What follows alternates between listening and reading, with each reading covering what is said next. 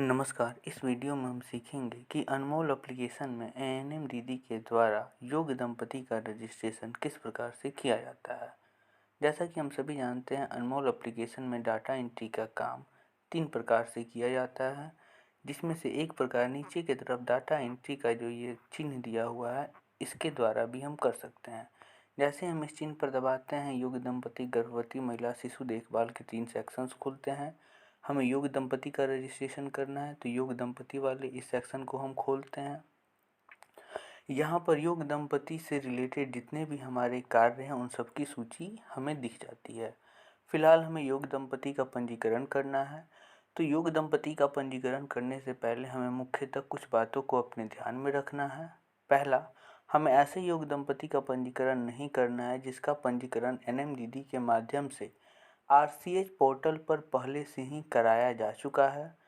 दूसरा, यदि आशा दीदी के द्वारा योग्य दंपति का रजिस्ट्रेशन अनमोल एप्लीकेशन पर पहले से कराया जा चुका है तो वैसे योग्य दंपति का भी रजिस्ट्रेशन हमें दोबारा अनमोल एप्लीकेशन पर नहीं करना है। फिलहाल योग्य दंपति का ये जो पंजीकरण दिख रहा है, पंजीकरण का सेक्शन, इसको हम खोलते हैं। इसको खोलने के बाद सबसे पहले हमें उप स्वास्थ्य केंद्र का चुनाव करना है, गांव का चुनाव करना है, आशा का चुनाव करना है। उसके बाद हमें कुछ और निम्न बातों को अपने ध्यान में रखना है, जैसे कि जितनी भी चीज़ें ब्लू में लिखी हुई हैं इनका उत्तर देना अति महत्वपूर्ण है। यदि हम इनका उत्तर नहीं लिखते हैं तो हमारा ये फॉर्म आगे की तरफ नहीं बढ़ता है। तो चलिए, आज दिनांक 12 अप्रैल 2017 के दिन हम किसी महिला का रजिस्ट्रेशन करके देखते हैं कि हम उनका पंजीकरण योग्य दंपति के रूप में कैसे कर सकते हैं। सबसे पहले पंजीकरण का दिनांक जो है वो हम आज का दिनांक यानी 12 अप्रैल 2017 डालेंगे। उसके बाद योग्य दंपति का जो आरसीएच रजिस्टर में क्रमांक दिख रहा है तो वो एनएम दीदी, जैसे कि मान लेते हैं वित्तीय वर्ष 2017-18 में एनएम दीदी ने अभी 4 लोगों का आरसीएच रजिस्टर में अभी तक नामांकन किया है, तो इनका जो नामांकन होगा वो 5वां होगा। महिला का नाम मान लेते हैं, महिला का नाम बढ़हरिया है। महिला की जो वर्तमान आयु है वो 25 वर्ष है।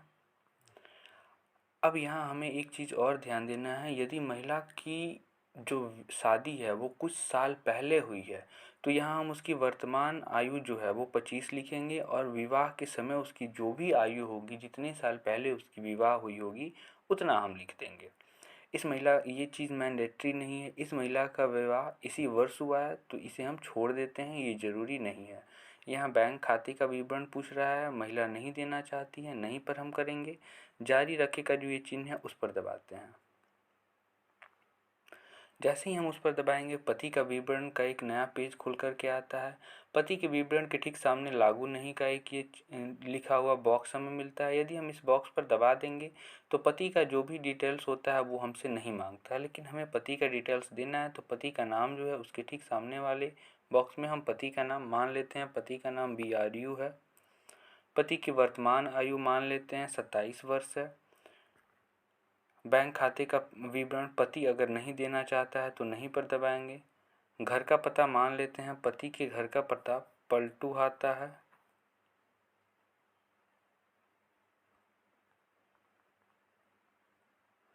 पति का मोबाइल, ये किसका मोबाइल नंबर है तो मान लेते हैं वो पति का नंबर देना चाहती है।